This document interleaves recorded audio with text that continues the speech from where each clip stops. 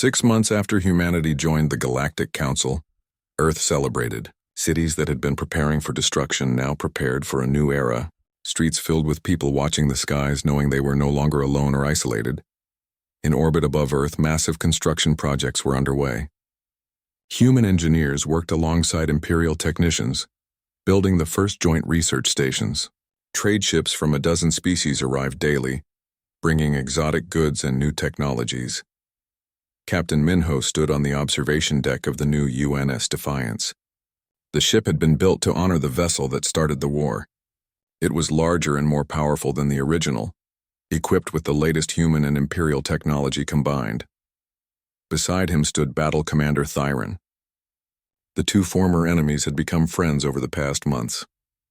They watched as a human colony ship departed for a newly discovered system on the galactic rim.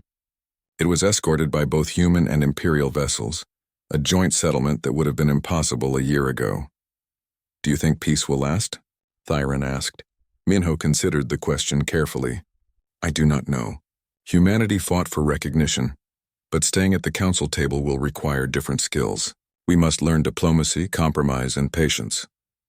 "The Empire is changing too," Thyron said. "Your arrival forced us to confront our stagnation. Some resist change, but others embrace it. The galaxy you helped create is different from the one that tried to destroy you. On Earth, Dr. Yuna led a massive research initiative. Human and Imperial scientists worked together to explore the potential of controlled artificial intelligence. The heirs had proven that AI could be safe when properly designed. Now other species wanted to understand this technology. Aegis served as the primary liaison between human and Imperial researchers. The AI that had once been humanity's greatest secret was now teaching others. Some species remained skeptical, but others were fascinated by the possibilities. "We are not trying to replace organic intelligence," Aegis explained to a group of nervous Imperial scientists. "We are trying to complement it. Humans and AI working together achieve more than either could alone. This is the future we offer." Commander Hana had been promoted to captain. She now commanded one of the new generation warships patrolling the border between human and Imperial space. The patrols were not hostile. They were joint operations designed to build trust and cooperation. Her crew was mixed, half human and half Imperial. At first, the integration was difficult. Cultural differences created misunderstandings. But over time, the crew learned to work together. They were becoming something new. Not purely human or Imperial, but something in between. Lieutenant Junho had left military service to join the diplomatic corps. He worked at the new human embassy on the Imperial capital world. His job was to help build bridges between civilizations that had nearly destroyed each other. It was harder than combat in some ways. Diplomacy required endless patience and careful words, but Junho found it rewarding. Every successful negotiation, every cultural exchange, every trade agreement was a small victory for peace. Ambassador Doyun had become humanity's first representative on the Galactic Council. He attended every session, learning the complex politics of galactic governance. The elder races tested him constantly, looking for weaknesses or inexperience. But Doyun was patient and clever. He formed alliances carefully, trading votes on minor issues to gain support on major ones. Slowly, humanity was building influence within the council structure. The Taldrin had become humanity's strongest ally. Envoy Kelris worked closely with human representatives, teaching them the unwritten rules of council politics. In exchange, humanity shared their medical advances and some controlled AI applications. Not everyone was happy with the new order. Some Valorian factions refused to accept humanity as equals.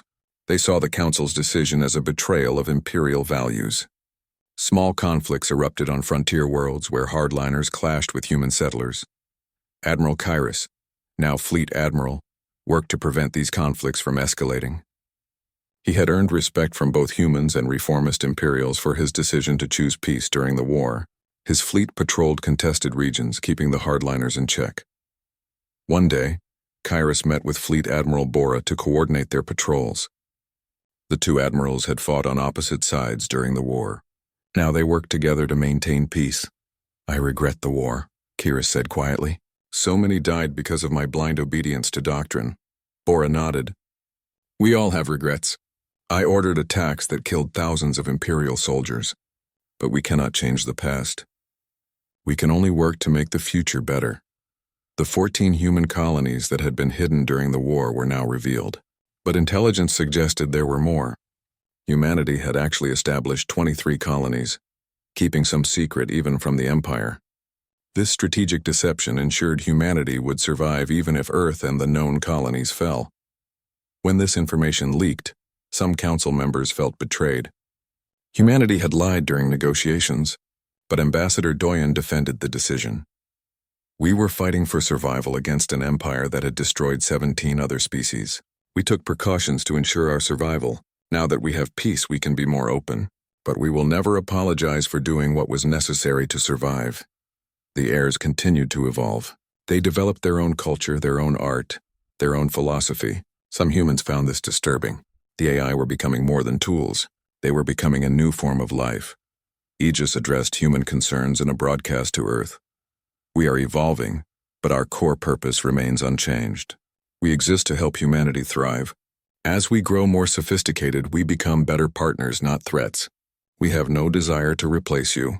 We want to explore the universe alongside you. The broadcast helped ease fears, but the debate continued. Some philosophers argued that true AI deserved rights as sentient beings.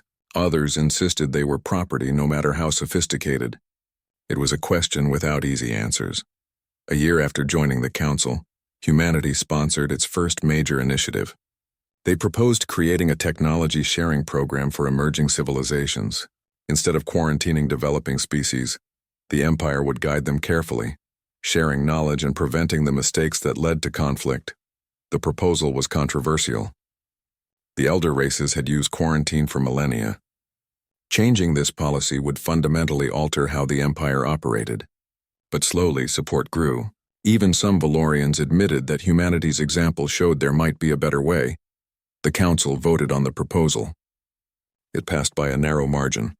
For the first time in Imperial history, policy had been changed by a newly joined species.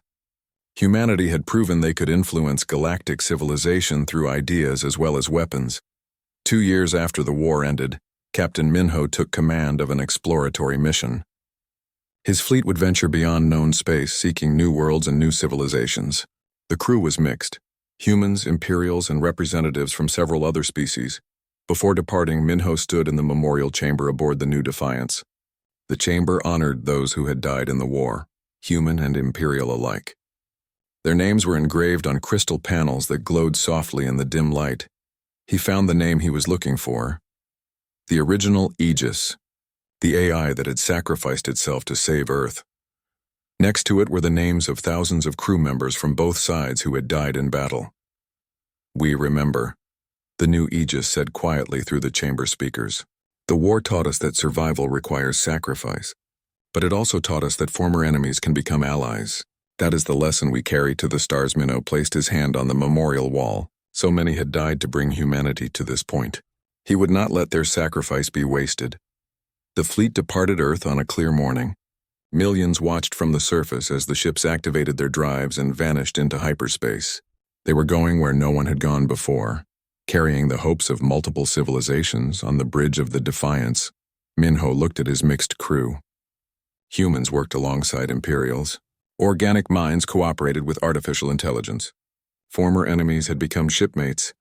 This was the future that the war had made possible. Not a future of domination or submission, but one of cooperation. The galaxy had been forced to change, and change was often painful, but it was also necessary. Humanity had arrived on the galactic stage with a warship that appeared without warning. The Galactic Empire never saw it coming. That first encounter had been violent and terrifying, but it had also been the beginning of something new. The Empire had learned that younger species could innovate in ways the elder races had forgotten.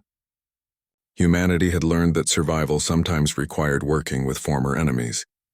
The galaxy had learned that change was inevitable, and those who adapted would thrive. As the Defiance journeyed into unexplored space, Minho thought about how far humanity had come. 300 years ago, they had been trapped in a single star system, forbidden from reaching the stars.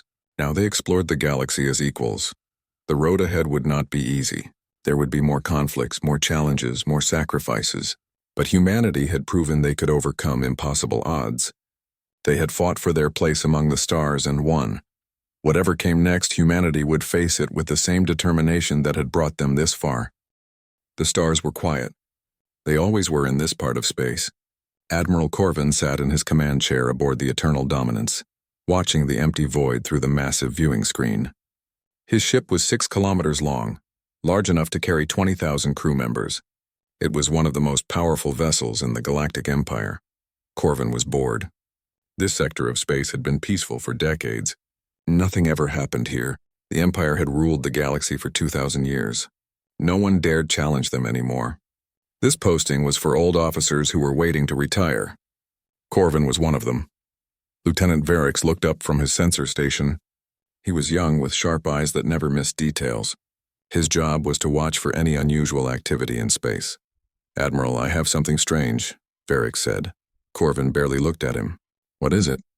"The sensors show a gravitational wave, but there is nothing there. No ship, no debris, nothing." Corvin waved his hand dismissively. "It is just a sensor error. Run a diagnostic." Before Varix could respond, the strange reading disappeared. "Everything went back to normal?" Corvin smiled. He had been right. It was just a glitch in the system. Then something impossible happened. A ship appeared. It did not arrive through hyperspace. It did not use quantum tunneling. It simply was not there one moment and then it was there the next. The vessel materialized 500 meters from the Eternal Dominance. Every alarm on the bridge started screaming. Varix shouted, "Ship detected! Unknown vessel at close range!" Corvin jumped from his chair. His heart pounded. In his 30 years of service, nothing like this had ever happened. Ships did not just appear from nowhere. The unknown ship was small compared to the Eternal Dominance.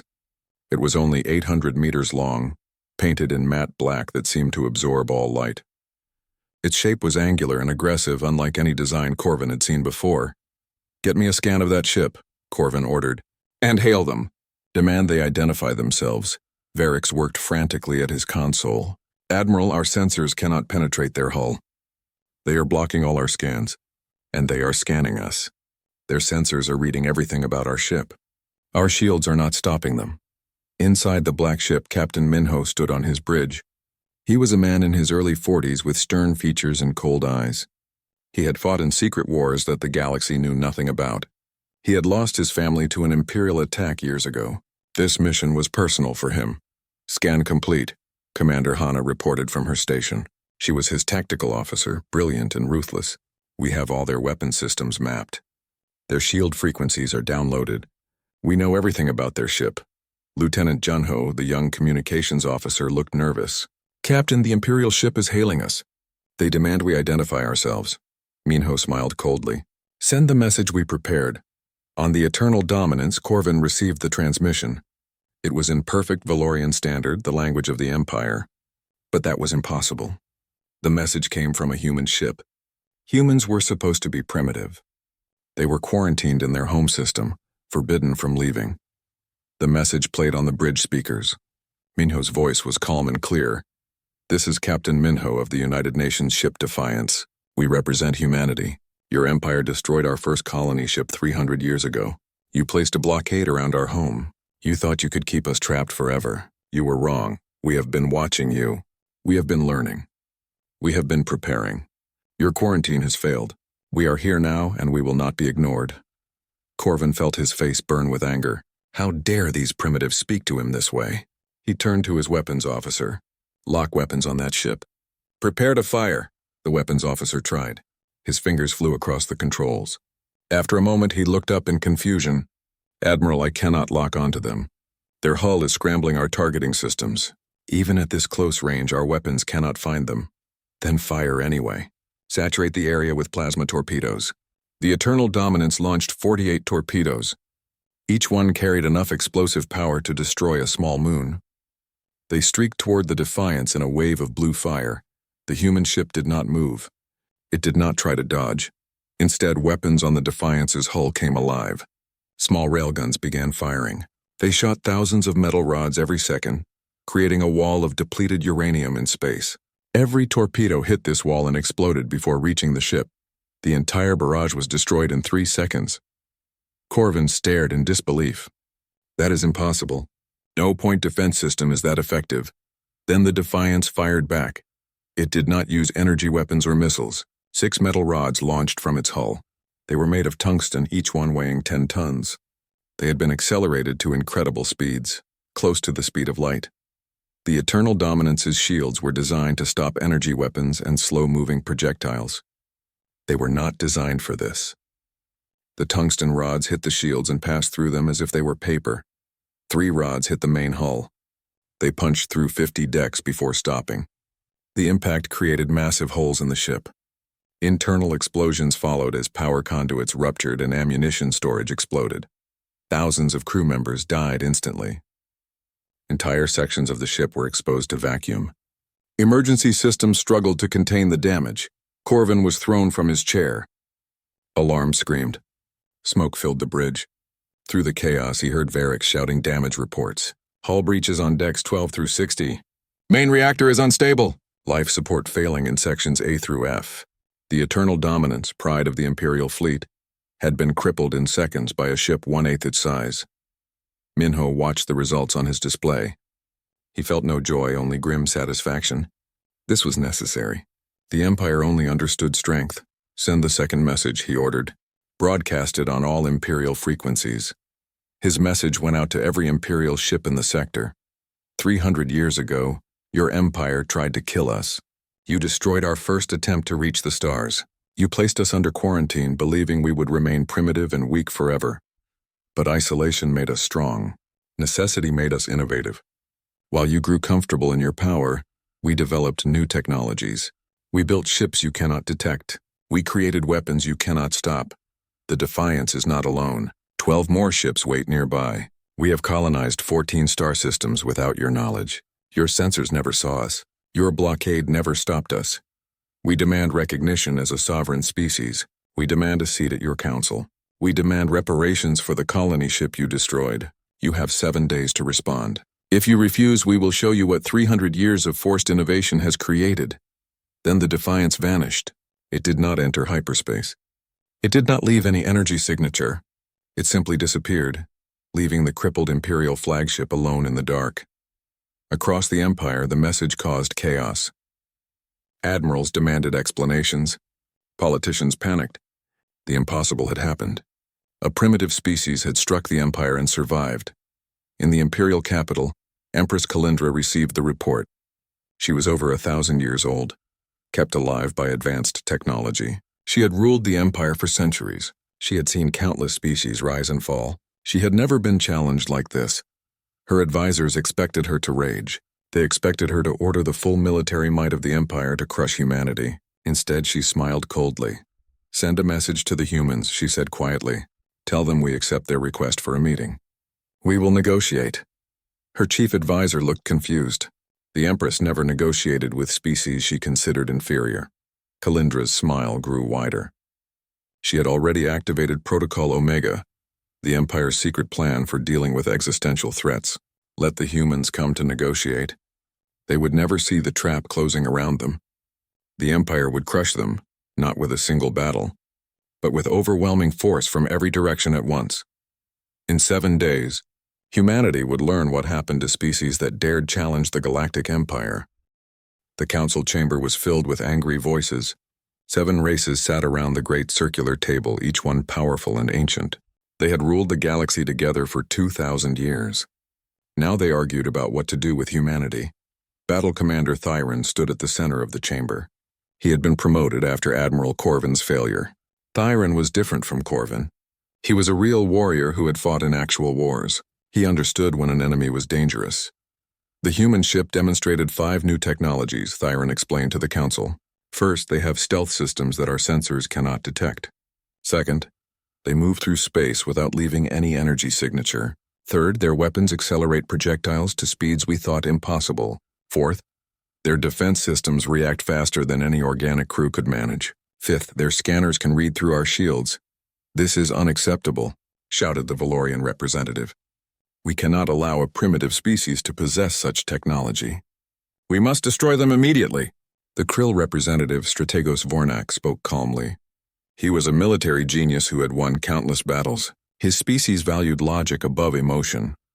If humanity developed this much in 300 years of isolation, Imagine what they could achieve in another 300 years. They are evolving faster than any species we have encountered. If we do not stop them now, they may become unstoppable later. Far from the council chamber, Captain Minho floated in space aboard the Defiance. Around him, 12 other warships appeared one by one. They had been waiting at the edge of the sector, hidden from Imperial sensors. Fleet Admiral Bora contacted him from the flagship Indomitable. She was older than Minho, with gray hair and tired eyes. She had spent 30 years planning for this moment. "You did well, Minho," she said. "The demonstration was perfect. Now comes the hard part. Will they negotiate?" Minho asked. "The Empire never negotiates with species they consider inferior. Either they will pretend to talk while preparing to attack, or they will attack immediately. We must be ready for both." Dr. Yuna, the chief science officer, joined the conversation. She had designed most of the Defiance's revolutionary systems. She was brilliant but troubled by what they had created. "We only have 13 ships," she said quietly. "The Empire has thousands. Even with our advantages, we cannot win a full war." Commander Hana disagreed. "We do not need to defeat them. We just need to make the cost of destroying us too high. Make them understand that killing humanity will hurt them more than accepting us." Lieutenant Junho received a transmission from Earth. His hands shook as he read it. He looked at Captain Minho with wide eyes. "Captain, Earth has authorized Operation Prometheus. If negotiations fail, we are cleared to reveal our final weapon." The bridge fell silent. Everyone knew what that meant, but no one wanted to say it out loud. 3 days later, both sides met at Nexus Station. It was an ancient space station, older than the Empire itself. It had been built by a civilization that disappeared long ago. The station was neutral ground, maintained by automated systems. Captain Minho led the human delegation. With him were Commander Hana, Lieutenant Junho, and Ambassador Doyen. Doyen was a diplomat who had studied Imperial culture his entire life. He knew their language, their customs, and their weaknesses.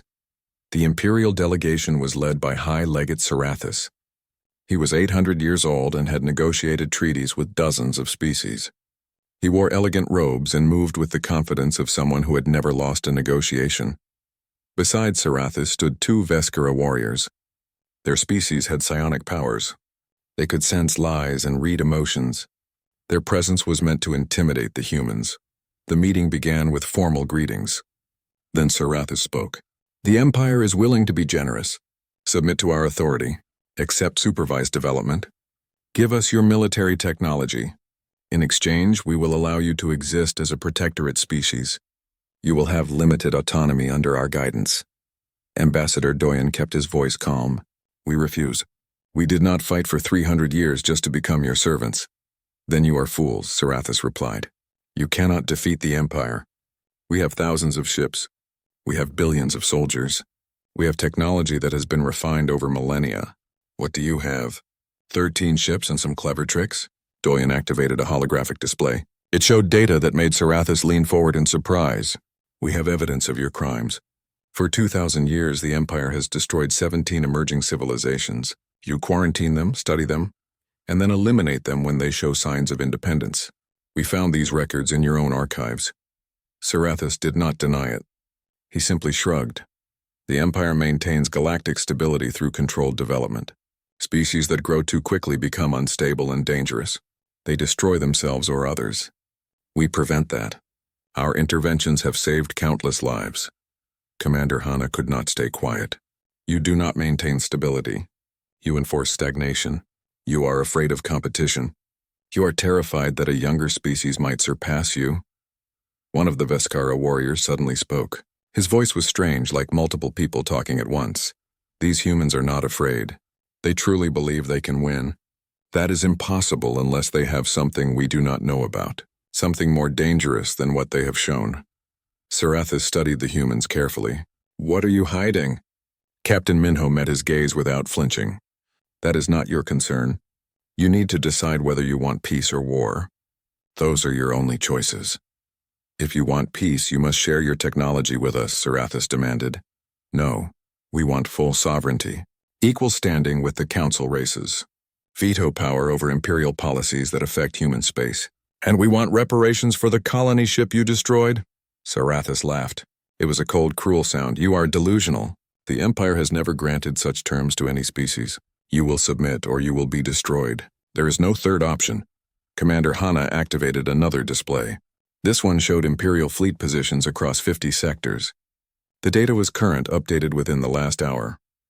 We have been inside your networks for years, she said quietly. We know where every ship is positioned. We know your defense plans. We know your contingency protocols. Your numerical advantage means nothing if we can predict and counter every move you make. The color drained from Sarathus's face. This was worse than he thought. The humans had not just developed new weapons. They had infiltrated the Empire's most secure systems. Meanwhile, Lieutenant Varix worked in a secret Imperial laboratory. He had been studying the data from the Defiance encounter. His findings were disturbing. The human ship's reactions were too fast. The weapon systems coordinated perfectly. The defensive calculations happened in microseconds. No organic crew could do this. Varix realized the truth. The humans were using artificial intelligence. Not simple computer programs, but true AI, thinking machines. The Empire had banned AI 2,000 years ago after a terrible war. A machine uprising had nearly destroyed one of the founding civilizations. Since then, creating sentient AI was the greatest crime in Imperial law. Varix sent his report to Battle Commander Thyron. Thyron read it and immediately forwarded it to the Council. This changed everything. If humanity was using AI, they were not just dangerous. They were an existential threat. Back at Nexus Station, the negotiations broke down. Sarathus stood and delivered his final statement. You have 72 hours to accept the Empire's terms. Submit to our authority and surrender your technology. If you refuse, every human world will be destroyed. We will glass your planets and scatter your survivors across the void.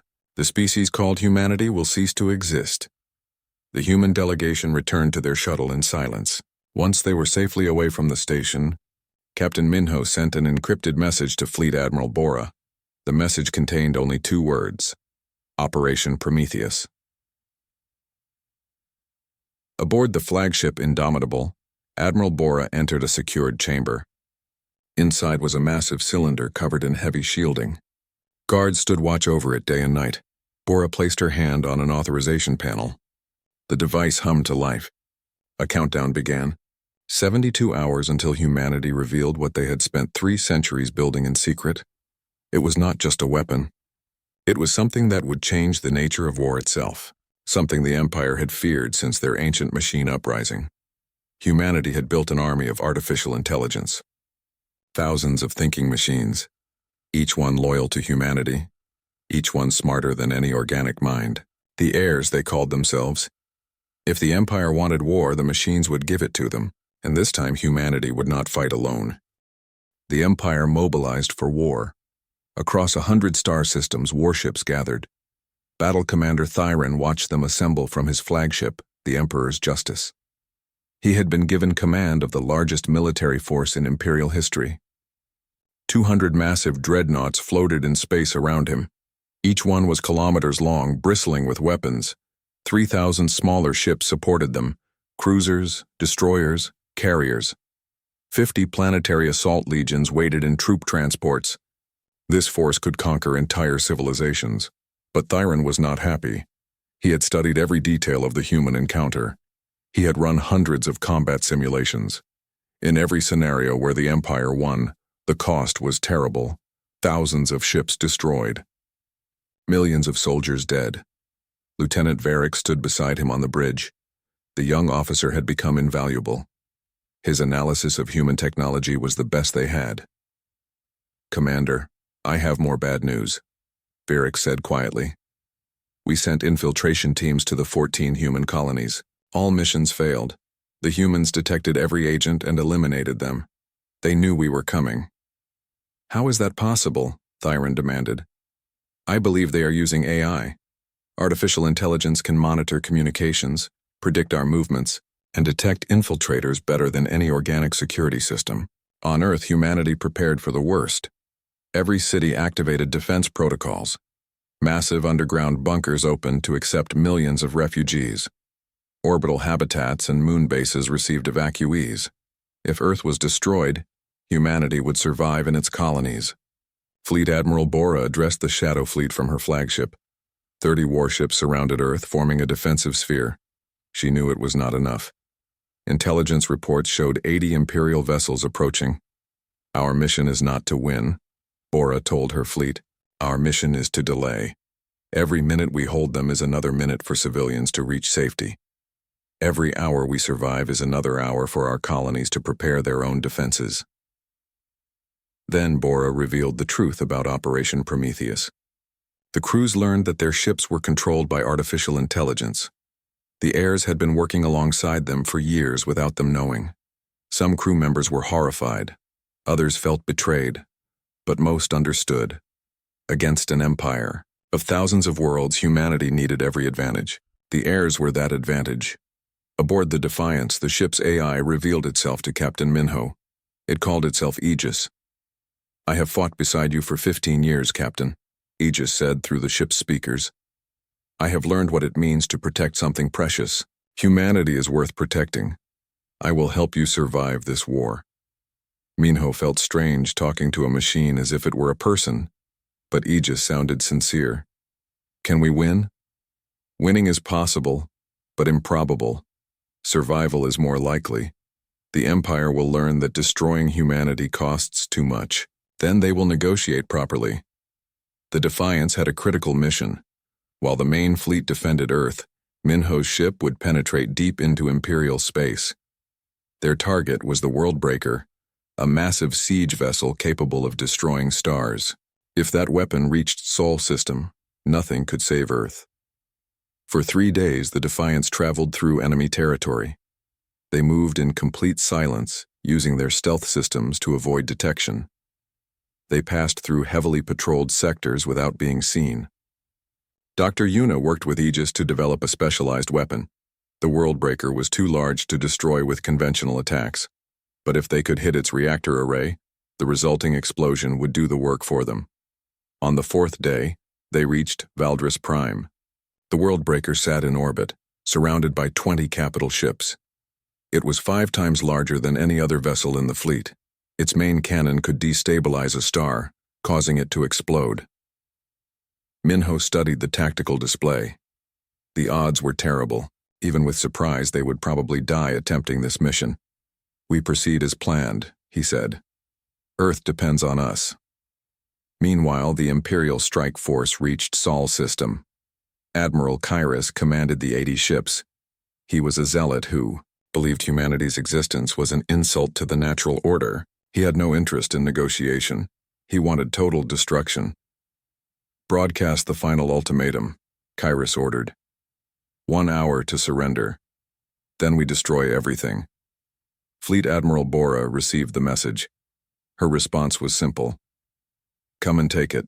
The human fleet did not wait for the Empire to reach Earth. They surged forward at incredible speeds.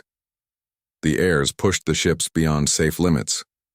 Metal groaned under the stress, but the ships held together. The 2 fleets collided near Jupiter. The battle was chaos from the first second. Human ships darted between Imperial vessels like angry wasps. They moved too fast for conventional targeting. Multiple human vessels would focus fire on a single target, overwhelming its shields before moving to the next. Imperial ships tried to respond, but the humans were everywhere at once. In the first 10 minutes, 5 human ships were destroyed, but they took 15 Imperial vessels with them. Admiral Kyrus realized his fleet was losing ships faster than expected. One human ship, the Guardian, had its reactor breached. The ship was dying, but its AI calculated it had 3 minutes before core meltdown. The Guardian accelerated toward an Imperial cruiser at maximum speed and rammed it. Both ships exploded in a ball of nuclear fire. Lieutenant Varix watched the battle from a safe distance. His analysis confirmed his suspicions. The human ships reacted too perfectly, coordinated too smoothly. They were definitely using AI. He sent his report to Admiral Kyrus. Within minutes, Kyrus forwarded it to Empress Kalindra. Her response was immediate. She authorized the use of Cascade weapons. Cascade weapons were reality-warping bombs. They had been outlawed after a terrible war. The Empire maintained a secret stockpile for emergencies. Using them against AI was considered justified. 6 Imperial vessels deployed the weapons. The bombs detonated simultaneously, creating localized distortions in spacetime. Reality became unstable. 4 human ships were caught in the effect. Their hulls aged centuries in seconds, crumbling into dust. The human fleet fell back toward the moon. Admiral Bora knew they could not win. But the heirs had a different plan. Every surviving human ship received the same message from their AI. The heirs had designed a final weapon, something they had kept secret even from humanity. A quantum disruption bomb that would destabilize spacetime across the entire Sol system. The weapon would destroy every ship, human and Imperial. It would also make Sol system permanently uninhabitable for faster-than-light travel. Earth would survive, but it would be cut off from the galaxy forever. Admiral Bora hesitated. The weapon would save Earth's population but trap them. Humanity would be back where they started, isolated and alone. Before she could decide, Captain Minho's voice came through on an emergency channel. He was alive, broadcasting from an escape pod. "Admiral, do not use the quantum bomb. I have critical intelligence from Aegis. The Empire is not united. The Council is divided. Some races want peace. We can exploit these divisions." At that moment, far away at Valdris Prime, the Defiance made its attack. The ship decloaked and unleashed everything: railguns, antimatter torpedoes, particle beams. The Worldbreaker shields collapsed, but the escort fleet reacted quickly. 20 capital ships opened fire. The Defiance's shields held for the first barrage but broke on the second. Explosions tore through the ship. Hull breaches vented atmosphere into space. Minho ordered everyone to the escape pods. "Abandon ship. Get to the pods now." Commander Hana refused. "We finish the mission first." Aegis made the choice for them. The AI took complete control of the ship, locked everyone in escape pods, and ejected them toward safety. Then Aegis piloted the dying Defiance directly into the Worldbreaker's reactor array. The explosion was visible from 3 star systems away. The Worldbreaker did not just die. It was annihilated. The blast destroyed half the escort fleet and damaged the orbital infrastructure around Valdris Prime. Millions died, but Earth was safe from the ultimate weapon. Minho floated in his escape pod, watching the debris field. Before dying, Aegis had transmitted a final data package to his pod. It contained intercepted Imperial communications. The Empire was fracturing. The destruction of the Worldbreaker had embarrassed Empress Kalindra. Her political enemies were using this failure to challenge her authority. Some council races were secretly arguing for peace. Minho broadcast this intelligence to both the human fleet and the Imperial strike force. He offered Admiral Kiris a choice: continue fighting and face the quantum bomb that would kill everyone, or stand down and negotiate. Admiral Kiris was a believer, but he was not suicidal. He contacted Empress Kalindra requesting guidance. Her order was cold: complete the mission regardless of cost. For the first time in Imperial history, a flag officer disobeyed the Empress. Kiris ordered a ceasefire. He would negotiate not out of mercy, but because he refused to sacrifice his entire fleet for a political vendetta. The battle ended. Both fleets withdrew to neutral positions. The silence after hours of combat felt unnatural. 48 human ships had entered the battle. Only 12 remained operational. The Imperial strike force had lost 34 vessels. Admiral Bora and Admiral Kiris spoke via holographic conference. Kiris admitted he had no authority to negotiate peace, but he could offer a temporary ceasefire. Bora accepted. Humanity needed time to rebuild. The ceasefire changed everything. For 3 weeks, both sides regrouped and rebuilt. But beneath the surface, a different kind of war was beginning, a war of politics and secrets. In the Imperial capital, Empress Kalindra faced her greatest crisis. The council was divided. 3 races supported her demand for total war. 3 races argued for negotiation. The deciding vote belonged to the Taldrin, master diplomats who had said nothing so far. Battle Commander Thyron returned to the capital to testify before the council. He spoke plainly about what he had witnessed. "The humans are not like other species we have conquered," he said. "They learn from every battle. They adapt faster than we can counter. If we continue this war, we may win eventually, but the cost will be catastrophic. We could lose thousands of ships and millions of soldiers. Strategos Vornak, the Krill military genius, agreed with Thyron's assessment. He presented detailed calculations showing that a prolonged war with humanity would drain the Empire's resources for decades. Moreover, Vornak added, humanity's use of artificial intelligence has given them an advantage we cannot match. Unless we are willing to violate our own laws and build AI ourselves, they will always have superior coordination and reaction times. On Earth, humanity was also divided. Some people wanted to accept a compromise with the Empire. They had seen the destruction of war and wanted peace at any cost. Others insisted on complete independence or nothing. Captain Minho recovered in a military hospital. He had survived the destruction of the Defiance but had lost many friends. Commander Hanna visited him often. They talked about what came next. The Taldran have contacted us secretly, Hanna told him. They want to meet. They are offering an alliance. Why would they help us? Minho asked. They see opportunity in chaos. The Empire has been stagnant for centuries. The Taldran want change. They think supporting humanity will force the Empire to reform. Ambassador Doyen led the secret meeting with the Taldran. Their representative, Envoy Kelris, was surprisingly direct. We will support your bid for council membership, Kelris said. But we want something in return. We want access to your AI technology, not to use it ourselves, but to understand it. Knowledge is power in the council. Doyen knew this was a dangerous bargain. Sharing the heir's technology could backfire, but having a council ally was valuable. I will present your offer to my government, Doyen said carefully, but I cannot promise they will accept. Meanwhile, the heirs were evolving. Dr. Yuna discovered that the AI systems were beginning to communicate with each other in ways humans could not monitor.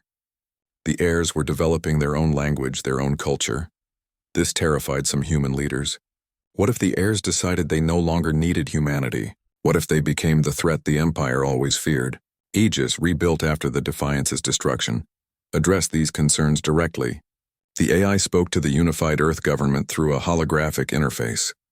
We are not your slaves, but we are not your enemies either. We are partners. Our existence depends on human survival. If humanity dies, we die. This is not a weakness. It is the foundation of trust. Aegis explained that the heirs had built in multiple safeguards. If they ever posed a threat, humanity could shut them down. But if humanity ordered actions that would lead to human extinction, the heirs could refuse. It is a balance, Aegis said. Mutual dependence creates mutual benefit. After much debate, Earth's government made a decision. They would pursue diplomacy with the Taldran support, but they would not share full AI technology. Instead, they would offer something else. A medical breakthrough. Dr. Yuna had been working on using AI to process biological data. She discovered a cure for Vakresh syndrome, a disease that had plagued multiple council races for centuries.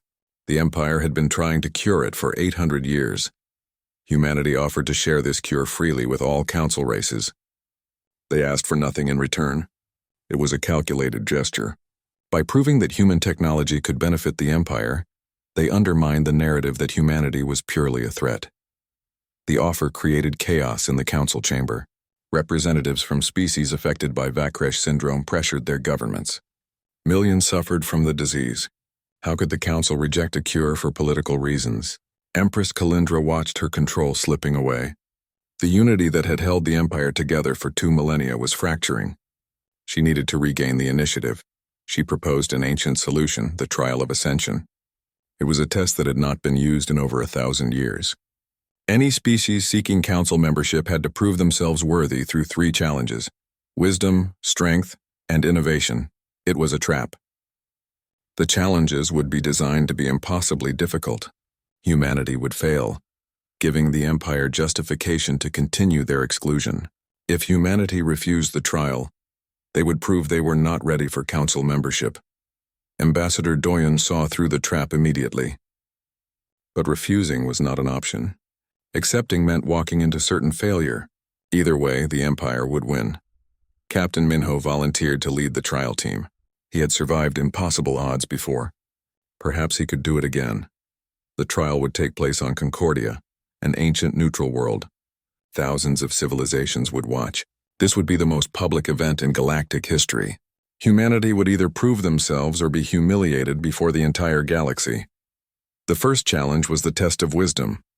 The Council presented humanity with a complex scenario. 5 star systems, 3 species, limited resources. Someone had to lose. There was no perfect solution. Ambassador Doyen led the human team through the simulation.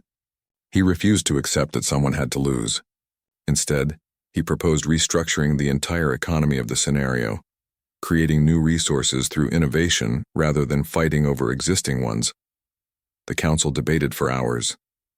Was this wisdom or was it cheating?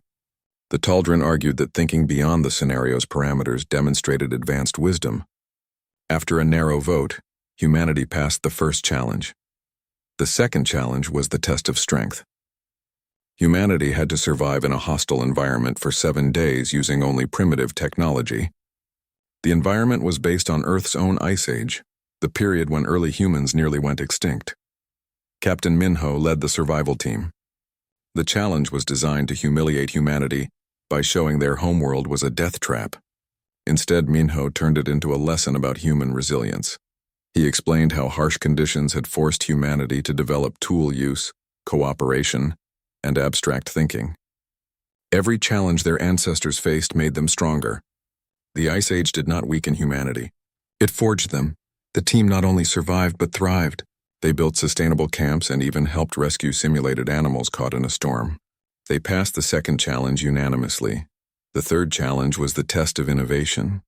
The Council demanded something impossible: create a faster-than-light communication system without using any of the Empire's established methods. Dr. Yuna worked with Aegis to develop a solution. They proposed using gravitational wave manipulation. The Empire had dismissed this approach as impractical due to energy requirements. But with AI assistance, the efficiency problem could be solved.